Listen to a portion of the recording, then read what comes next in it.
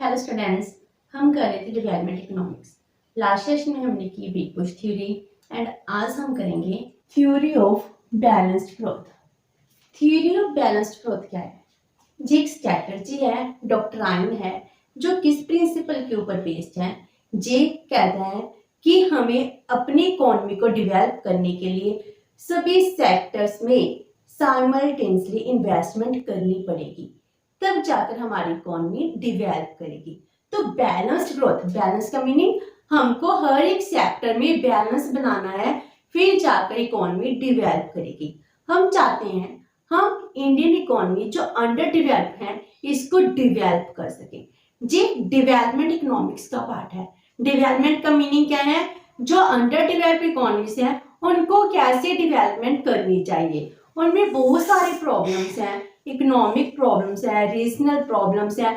इन problems को solve कर कर अपना इकोनॉमिक सोशल इंफ्रास्ट्रक्चर बिल्डअप कर कर फिर इकोनॉमी को डेवलप करना पड़ता है। इसके लिए उनको बहुत ज्यादा इन्वेस्टमेंट की जरूरत है, प्लानिंग की जरूरत है। इसके लिए हमारे पास दो स्ट्रैटेजी आती है, चाहे तो बैलेंस्ड ग्रोथ की या फिर अनबैलेंस्ड ग्रोथ की।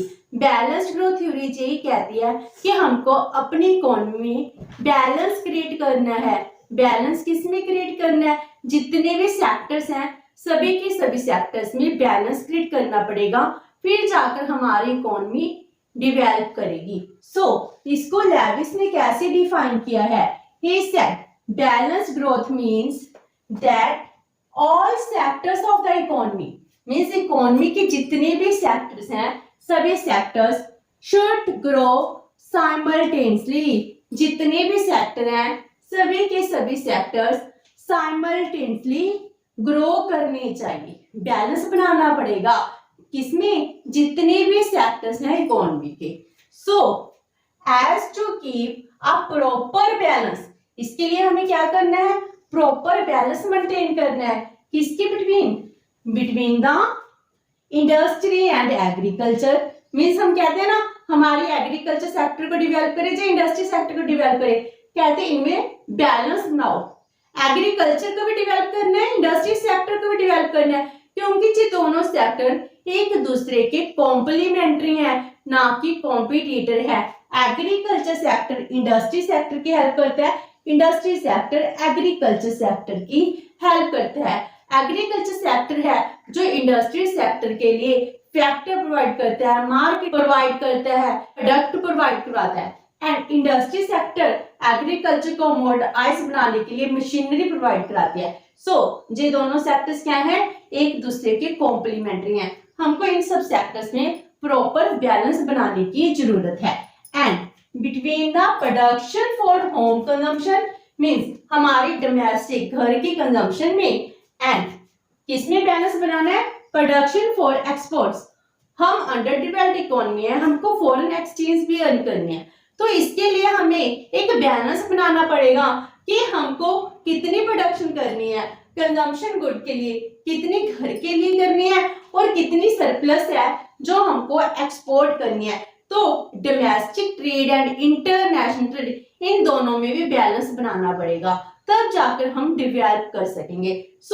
इसमें क्या कहनी है? हमने सभी के सभी सेक्टर्स में बैलेंस बनाकर चलना है। अगर हम अनबैलेंस कर देंगे तो इकोनॉमी डेवलप नहीं होगी। तो ये कह रहे हैं हर एक सेक्टर में आप बैलेंस क्रिएट कर लीजिए। He said the truth is that all sectors should be expanded simultaneously। जितने भी सेक्टर हैं सभी के सभी सेक्टर्स को साइमल्टेनियसली डेवलप किया जाए, एक्सपैंड किया जाए। तो बैलेंस ग्रोथ का मीनिंग क्या हुआ कि हमारी इकोनॉमी को डेवलप करने के लिए हमको बहुत सारे सेक्टर्स हैं उनको डेवलप करना पड़ेगा। सभी सेक्टर्स में साइमल्टेनियसली इन्वेस्टमेंट करनी पड़ेगी, तब जाकर हम इन्वेस्टमेंट करेंगे, तब जाकर हम डेवलपमेंट करेंगे। तो डेवलपमेंट स्ट्रैटेजी क्या होनी चाहिए? बैलेंस के ऊपर बेस्ड होनी चाहिए। Balanced growth of all sectors of the economy, ये इसका मेन थीम है बैलेंस्ड ग्रोथ का। तो हम बैलेंस क्रिएट कर इकोनॉमी को डेवलप करेंगे। तो जी कहते हैं बैलेंस ग्रोथ की स्ट्रैटेजी क्यों होनी चाहिए, हमें बैलेंस ग्रोथ की जरूरत क्या है?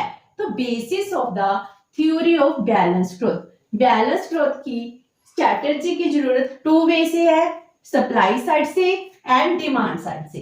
सप्लाई साइड कैसे कहते हैं, अंडर डेवलप्ड इकोनॉमी है, अंडर डेवलप्ड इकोनॉमीज में क्या होता है, इन इकोनॉमीज में इनकम क्या होती है, बहुत कम होती है। सप्लाई साइड कर रहे हैं हम, प्रोडक्शन की सप्लाई, तो अंडर डेवलप्ड इकोनॉमीज में अगर हमारी इनकम कम होगी, इनकम कम है तो हमारी सेविंग्स भी कम होंगी।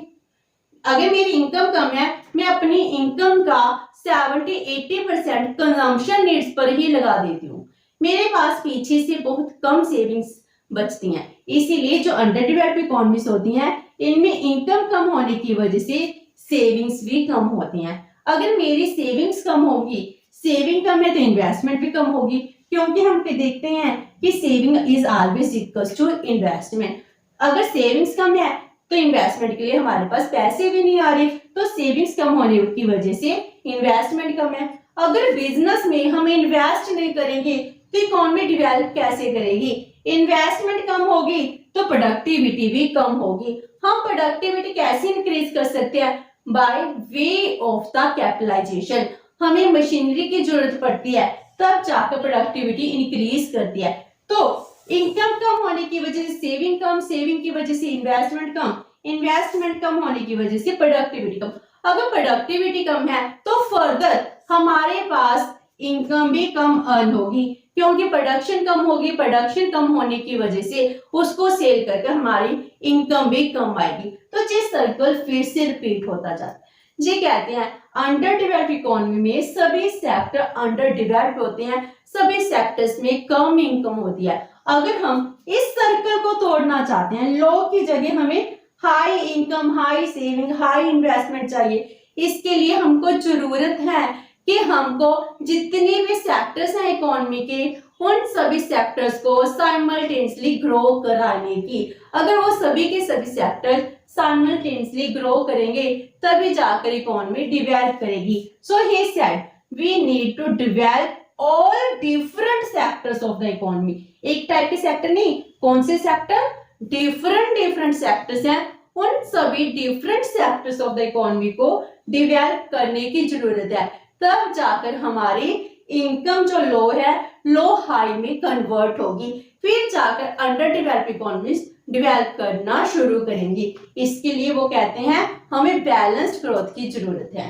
एंड डिमांड साइड भी चाहिए है। डिमांड साइड जब हम कंज्यूमर हैं, डिमांड करते हैं, कहते हैं जो अंडर डेवलप्ड इकोनॉमीज हैं, अंडर डेवलप्ड इकोनॉमीज में डिमांड कम होती है। क्यों? क्योंकि वहां इनकम कम है। अगर इनकम कम होगी तो लो परचेजिंग पावर, ऑब्वियस है। अगर मेरे पास इनकम नहीं है, मेरी इनकम बहुत कम है, तो मैं डिमांड क्या करूंगी, मेरी परचेजिंग पावर कैपेसिटी क्या होगी, मैं कितने गुड्स की डिमांड कर सकती हूँ, वो भी कम होगी। क्योंकि मेरी परचेजिंग पावर, मेरी परचेजिंग कैपेसिटी किसके ऊपर डिपेंड करती है, मेरी इनकम के ऊपर डिपेंड करती है।